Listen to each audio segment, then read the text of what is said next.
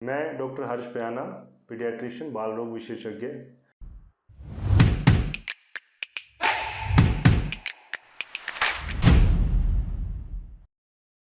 आज हम बात करेंगे फेब्राइल सीजर के बारे में। फेब्राइल सीजर क्या होता है और इसका क्या इलाज है, क्या इससे मेरे बच्चे को कोई नुकसान हो सकता है, तो हम ये सारे पॉइंट्स डिस्कस करेंगे। सबसे पहले फेब्राइल सीजर होता क्या है। मोस्ट ऑफ द टाइम ये एपिसोड्स होते हैं 6 महीने से लेके 5 साल की उम्र के बीच में। इसमें होता क्या है, जब भी बच्चे को बुखार आना शुरू होता है तो साथ के साथ बच्चे की बॉडी एबनॉर्मल तरीके से हिलने लगती है। जैसे देखिए इस तरीके से हिलेगी, आंखें ऊपर चढ़ जाएंगी, मुंह से झाग निकल सकता है, बच्चा एकदम से बेसुध हो सकता है। और ये सीन शायद हर माँ बाप के लिए लाइफ का सबसे मुश्किल सीन होता है। वो 1 मिनट, वो 2 मिनट निकालना बहुत मुश्किल हो जाता है। हर माँ बाप को यूँ लगता है कि अब दुनिया ख़त्म होने वाली है। तो फ्रेंड्स, ये एक सच में एक बड़ी प्रॉब्लम है, लेकिन मेडिकली एक गुड न्यूज़ मैं आपको दे दूं कि ये सीज़र 5 मिनट के अंदर अगर आप कुछ भी नहीं करेंगे तो भी रुक जाएगा। इस सीज़र में किसी भी टाइप का बच्चे को नुकसान नहीं होगा, एक्सेप्ट अगर बच्चा गिर गया, चोट लग गई, तो आपको उस टाइम क्या करना है, बच्चे को संभालना है। अगर हो सके तो बच्चे को सिर्फ टेढ़ा लिटा दीजिए, इसके अलावा इसके रुकने की वेट कीजिए। अगर आपके डॉक्टर ने आपको कोई मेडिसिन प्रिस्क्राइब की है जो कि नाक में डालनी है, सिर्फ वही दवाई आप नाक में डाल सकते हैं। इसके अलावा बच्चे का मुंह खोलकर उसमें कोई दवाई डालने की, कुछ सुंघाने की कोशिश नहीं करनी है। अगर आप सिर्फ 2 से 4 मिनट तक अपने आप को संभाल लेंगे तो मैं आपको एश्योर कर सकता हूं कि febrile seizure within 2 to 4 minutes अपने आप ठीक हो जाएगा। बच्चे को किसी भी तरीके की कोई प्रॉब्लम नहीं होगी। तो ये तो हमने बात की कि फेब्राइल सीजर जब आ रहा है उस टाइम मेरे को क्या करना है। फेब्राइल सीजर आखिर होता क्यों है, क्या कारण है फेब्राइल सीजर का। देखिए, ऐसा होता है, पहले जब बच्चा पैदा होता है दिमाग के बहुत सारे हिस्से पूरी तरीके से मैच्योर नहीं होते हैं। जब बच्चा पैदा हुआ है उसके आगे 5, 7, 10 साल तक उसके दिमाग की ग्रोथ चलती रहती है। जैसे आप, मेरा ये हाथ हिल रहा है, ये सिग्नल कहाँ से आ रहा है, दिमाग से आ रहा है।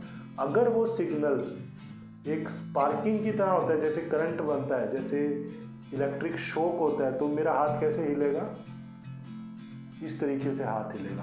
तो जब इमेच्योर ब्रेन में सडनली फीवर आता है तो ब्रेन का इमेच्योर हिस्सा स्पार्किंग की तरह कई बार डिस्चार्ज करने लग जाता है और आपके बच्चे का हाथ या मुंह या पैर एबनॉर्मल तरीके से हिलने लग जाता है। तो ये सीन देखने में बहुत बुरा लगता है, बट फ्रेंड्स, जैसे मैंने बताया, वो एबनॉर्मल ब्रेन के हिस्से से नहीं आ रहा है, नॉर्मल इमेच्योर ब्रेन से आ रहा है। और ये बच्चा टाइम के साथ जैसे जैसे मैच्योर होगा, ज़्यादातर बच्चों में 7 साल के बाद ये दौरा दोबारा नहीं आता है।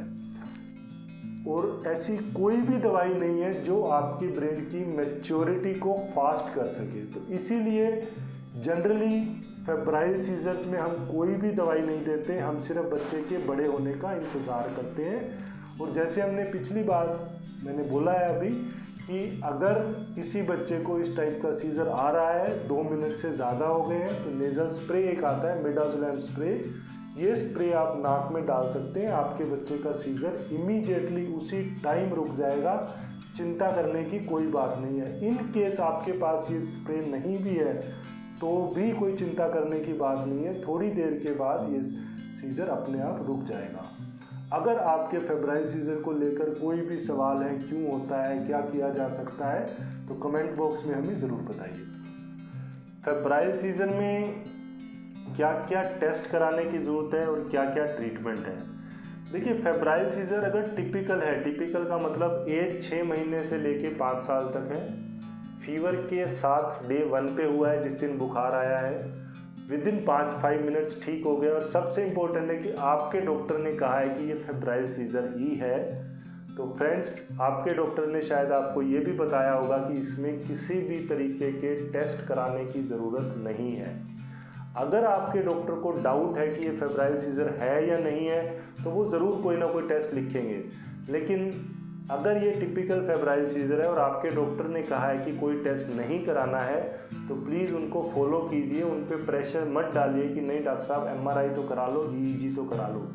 देखिए बहुत सारी स्टडीज़ हो चुकी हैं, बहुत सारे पेशेंट्स हमने देखे हैं जिनमें फेब्राइल सीजर में एमआरआई हमें किसी भी तरीके से हेल्प नहीं कर पाता। एमआरआई में कई बार छोटे छोटे चीज़ें दिख जाती हैं, वो टेंशन ज़्यादा क्रिएट करती हैं, बट ट्रीटमेंट पार्ट से हमें एमआरआई के बेस पे कुछ भी नहीं करना है। सिमिलरली ईईजी का कोई रोल नहीं है। ईईजी करा के मान लीजिए उसमें छोटे मोटे डिस्चार्जेस आ जाते हैं, लेकिन वो टिपिकल फेब्राइल सीजर है तो भी उसकी कोई दवाई नहीं बनती है।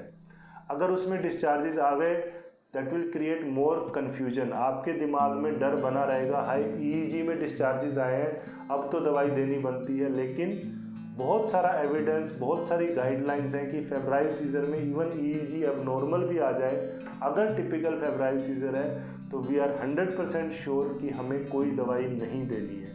तो इसीलिए जब हम ट्रीटमेंट हमारा टेस्ट के बेस पे नहीं कर रहे हैं तो हमें वो टेस्ट क्यों कराने हैं। फिर भी कुछ पेरेंट्स जिद करके करा लेते हैं कि नहीं जी हमें कराना है, तो I tell you with my experience that create more confusion rather than helping in the treatment. Febrile seizure में अगर आप कोई भी दवाई शुरू करते हैं, जो मिर्गी के दौरे की दवाइयाँ, फेनिटोइन, वेलप्रोएट, एप्टोइन, कुछ भी आप शुरू करते हैं तो इन दवाइयों के साइड इफ़ेक्ट बहुत ज़्यादा हैं कंपेयर टू फेब्राइल सीजर के। तो फ्रेंड्स, अगर आपके डॉक्टर मना कर रहे हैं टेस्ट कराने के लिए तो प्लीज़ फोर्स मत कीजिए, कुछ समय वेट कीजिए, आपका बच्चा विद टाइम बिल्कुल ठीक हो जाएगा। फेब्राइल सीजर का ट्रीटमेंट क्या है? देखिए बहुत सारी एंटी एपिलेप्टिक दवाइयाँ हैं, कई मतलब जनरल प्रैक्टिशनर या मैं कहूँगा कि नॉन एलोपैथिक डॉक्टर्स या जिनको पीडियाट्रिक्स का उतना नहीं पता है वो फेब्राइल सीजर में बहुत सारी दवाइयाँ लिख देते हैं। दवाइयों का मतलब फेनिटोइन, वेलप्रोएट, हो सकता है आपके भी बच्चे की चल रही हो। अगर आपके बच्चे को टिपिकल फेब्राइल सीजर है तो फ्रेंड्स आई टेल यू आपके बच्चे को कोई भी एंटी कन्वल्सेंट दवाई नहीं देनी है। चाहे पिछले 1 साल में 6 से 7 बार 8 बार उसको फेब्राइल सीजर आ चुका है तो उसका ट्रीटमेंट क्या है? उसका ट्रीटमेंट ये है कि अगर वो बार बार सीजर आ रहा है दैट मीन्स उसको बार बार फीवर आ रहा है, कई बार बच्चों को टॉन्सिल्स होते हैं बहुत ज़्यादा, तो टॉन्सिल निकलवाने पड़ेंगे, खून की कमी है इस वजह से वो बार बार बीमार हो रहा है तो हमें उसको ट्रीट करना है। But as such febrile seizure का अगर आप बात करें तो 2 ट्रीटमेंट है। एक हम बोलते हैं क्लोबाज़ेम प्रोफाइलैक्सिस की जब बुखार आता है तो 3 दिनों के लिए हम एक दवाई दे देते हैं जिससे कि सीजर आने के चांसेस कम हो जाते हैं। ये दवाई भी बहुत ज़्यादा ज़रूरी नहीं है। कुछ पेरेंट्स कहते हैं कि नहीं हम बिल्कुल भी रिस्क नहीं लेना चाहते, हम इवन दवाई देने को तैयार हैं, तो उस केसेस में हम दे देते हैं। बट अगर हम रिस्क बेनिफिट की बात करें तो बहुत ज़्यादा बेनिफिट इस प्रोफाइलैक्सिस का नहीं है। जो एक स्टैंडर्ड ऑफ केयर है दैट इज़ मिडाज़ोलैम स्प्रे। ये स्प्रे आप घर पे रख सकते हैं। घर पे का मतलब है कि फ्रिज में रखना है, फ्रिज के नीचे वाले खाने में रखना है। अगर किसी बच्चे को सीजर आ गया, आपने उसको टेढ़ा लेटा दिया तो कुछ 2 मिनट के बाद अगर सीजर चल रहा है तो स्प्रे उसके एक इस नाक में डाल दीजिए जैसा कि आपके डॉक्टर ने प्रिस्क्राइब किया होगा, तो उसका सीजर इमीडिएटली रुक जाएगा। आपको भागने की, इमीडिएटली हॉस्पिटल आने की भी ज़रूरत नहीं है अगर आपके बच्चे का डायग्नोसिस पहले से बना हुआ है और क्लियर है। ओके, इसके अलावा कोई भी एंटी एपिलेप्टिक दवाई रिकमेंडेड नहीं है फेब्राइल सीजर में। वो नुकसान ज़्यादा करेगी, फ़ायदा कम करेगी।